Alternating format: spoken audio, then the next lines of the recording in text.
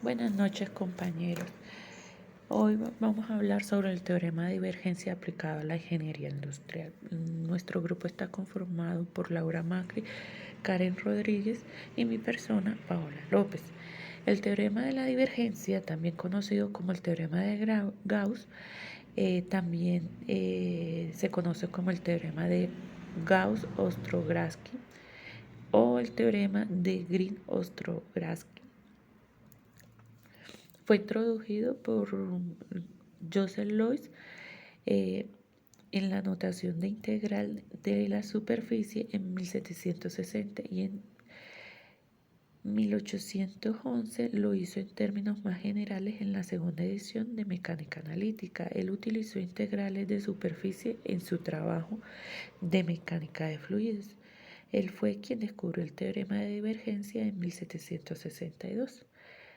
Carl Gauss también utilizó integrales de superficie mientras estuvo trabajando la atracción gravitacional de una esfera elíptica en 1813, cuando demostró casos particulares del teorema de la divergencia.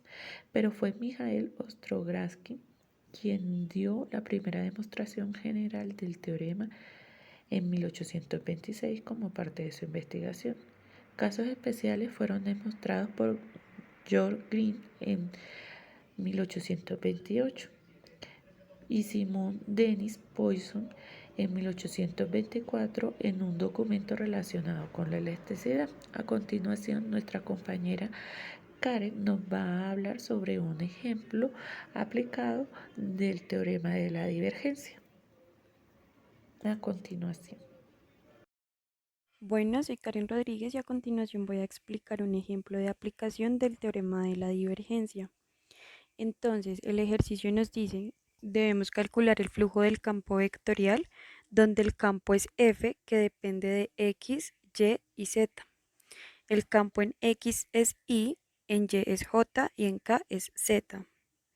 Y es a través de la superficie, que pues en este caso es la esfera, que es x cuadrado más y cuadrado más z cuadrado es igual a 4 y esta esfera es de radio 2. Bueno, entonces para calcular el flujo la fórmula es la doble integral de superficie del producto entre la función f, que es el campo, por el normal de la superficie.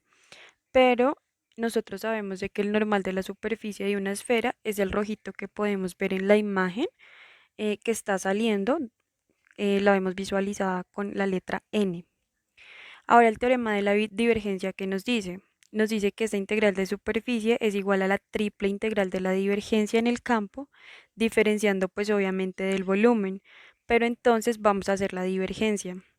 ¿Cómo se calcula esa divergencia? Entonces es la primera derivada con respecto a x del campo en y, pero en y cuánto es x, entonces la derivada de x con respecto a x es 1, más la derivada con respecto a y de la componente j, y la componente j pues es y, entonces derivada de y con respecto a k es 1. Ahora nos dicen que a eso tenemos que sumar también la derivada con respecto a z de la componente k, y la componente k se encuentra en z, o sea que la derivada de z es 1. Es decir, que las tres derivadas tenemos el número 1. Ahora si sumamos 1 más 1 más 1 nos da 3 y así nos quedaría pues que la triple integral de la divergencia es simplemente la triple integral de 3 con respecto a volumen. Ahora bien, en el último paso lo que hacemos es que saca el 3, por lo que es una constante de la triple integral, pero recordemos que nos quedaría la triple integral diferenciando del volumen. Como sabemos que es una esfera, entonces simplemente va a ser 3 veces el volumen de la esfera. Y ya sabemos de que el volumen de la esfera es 3 por 4 tercios de pi por radio al cubo. Pero como sabemos que el radio de nuestra esfera es 2, entonces nos queda 3 por 4 tercios de pi por 2 al cubo. Así al multiplicar cancelamos el 3 con el 3 y nos quedaría 4 por 2 a la 3, que sería 8. Es decir, nos quedaría 4 por 8, que es igual a 32 pi. Y aquí podemos ver la aplicación del teorema de la divergencia. Muchas gracias. Buenos días. Ahora yo les voy a explicar un ejemplo del teorema de la divergencia. En este ejemplo nos dan el plano en el cual podemos identificar que la variable z está acotada entre 0 y 1 menos x al cuadrado. E igualmente la variable y está acotada entre 0 y 2 menos z. Lo que nos están pidiendo es calcular de este campo vectorial que nos da, que está complejo, el flujo que pasa a través de esta superficie. En este caso, el teorema de la divergencia nos va a ayudar a simplificar el problema. El teorema de la divergencia nos dice que este flujo debe ser igual a la integral triple de la divergencia del campo vectorial por una diferencia de volumen. Vamos a calcular primero la divergencia del campo vectorial, la cual es la derivada de la primera entrada respecto a x más la derivada de la segunda entrada respecto a y más la derivada de la tercera entrada respecto a z.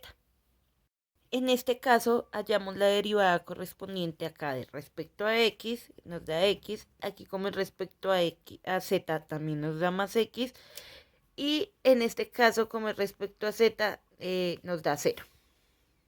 Este resultado, que es 2x, es el que debemos integrar.